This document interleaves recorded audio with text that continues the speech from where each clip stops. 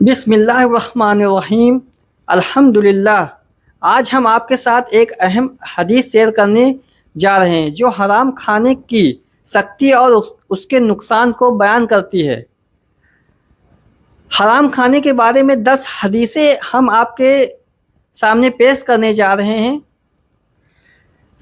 جس میں سب سے پہلی حدیث راوی حضرت ابو ہریرہ رضی اللہ تعالیٰ عنہ ہے۔ وہ فرماتے ہیں کہ رسول اللہ صلی اللہ علیہ وسلم نے فرمایا، اے لوگو، اللہ پاک ہے اور پاک چیزوں کو ہی پسند کرتا ہے، اور اللہ نے ایمان والے کو وہی حکم دیا جو رسولوں کو دیا۔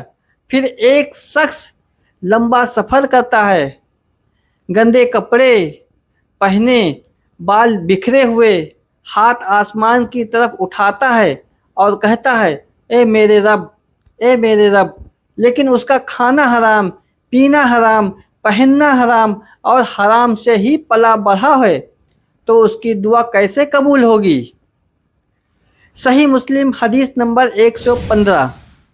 وجاہت: حرام کھانے کی وجہ سے انسان کی دعا بھی رد ہو جاتی ہے، چاہے وہ کتنی ہی مجبوری اور عبادت کے ساتھ کیوں نہ کرے۔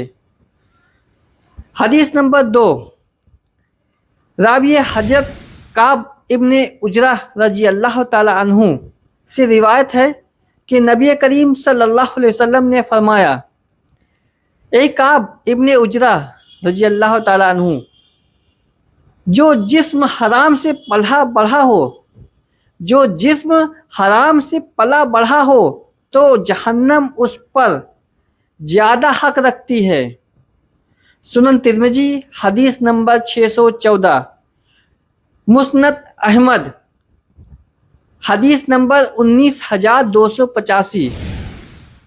وجاہت: حرام روزی سے بنا ہوا جسم آخرت میں جہنم کی آگ کا حقدار ہوگا۔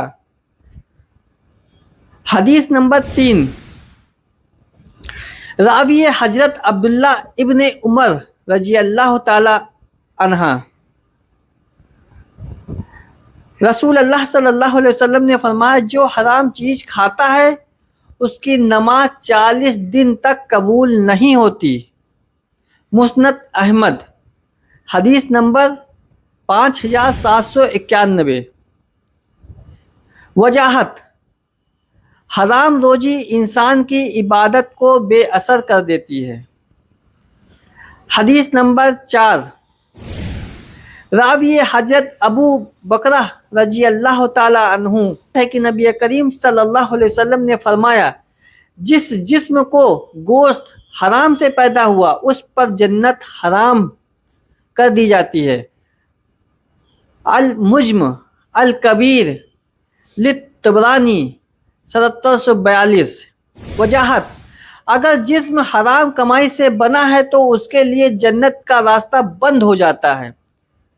حدیث نمبر 5، راوی حضرت عبداللہ بن مسعود رضی اللہ تعالیٰ عنہ سے بیان ہے کہ رسول اللہ صلی اللہ علیہ وسلم نے فرمایا، حرام مال سے صدقہ قبول نہیں کیا جاتا ہے۔ صحیح مسلم حدیث نمبر 1015 شرح کے ساتھ۔ وجاہت: حرام کمائی سے نیک کام کرنا انسان کو فائدہ نہیں دے گا۔ حدیث نمبر 6، راوی حضرت ابو ہریرہ رضی اللہ تعالی عنہ نے فرمایا، رسول اللہ صلی اللہ علیہ وسلم نے فرمایا، جب تک انسان حرام سے بچا رہے گا اس کی دعا قبول ہوتی رہے گی۔ حدیث مسند احمد حدیث نمبر 8390۔ وجاہت: دعا کی قبولیت حلال روزی پر نربھر ہے۔ حدیث نمبر 7، راوی حضرت سعد بن ابی وقاص رضی اللہ تعالی عنہ سے روایت ہے کہ نبی کریم صلی اللہ علیہ وسلم نے فرمایا، اے سعد، پاک صاف روزی کھاؤ، تمہاری دعا قبول ہوگی۔ طبرانی الکبیر حدیث نمبر 360۔ وجاہت: دعا کی قبولیت اور عبادت کی برکت حلال کھانے پر ہی ہے۔ حدیث نمبر 8، راوی حضرت عبداللہ بن عمر رضی اللہ تعالیٰ عنہ سے روایت ہے کہ نبی کریم صلی اللہ علیہ وسلم نے ارشاد فرمایا، جو شخص حلال کی فکر کرتا ہے اس کا ایمان پورا ہے۔ جو شخص حلال کی فکر کرتا ہے اس کا ایمان پورا ہے۔ حاکم۔ وجاہت: حلال حرام کی اہمیت کرنا ایمان کی مضبوطی کی نشانی ہے۔